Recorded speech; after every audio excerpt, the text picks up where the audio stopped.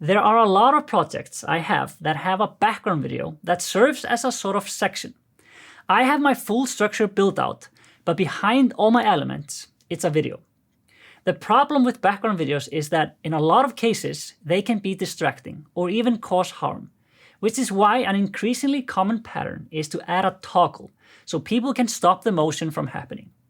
In this lesson, we're going to use a custom code snippet and 2 quick changes to IDs to give us a play-pause button that toggles pause, then play a background video. And I have to do just 3 quick Okay, I didn't expect that to actually work. things. The first step is to paste this custom code snippet into our settings. I'm using page settings here since I wanted to apply to this specific page. And we've included this below the video if you want to copy and paste.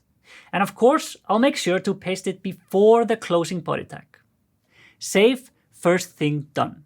The second quick thing is setting my background video. Under element settings, I'm setting the ID to just video. This way, it matches the custom code snippet I added a second ago. And third, I'm going to take this button. This is just a link block with an image inside. But you could literally use a button, a heading, a squirrel, whatever. As long as you go over to element settings and add an ID of, get ready for it, video-toggle. That's really it. And now, in order to test this and see it work, I have to publish. Once it's published, I'll go over to the live site and video plays, press the button, video stops. Press it again, video resumes. That's adding a play-pause button to control a background video in the Webflow Designer.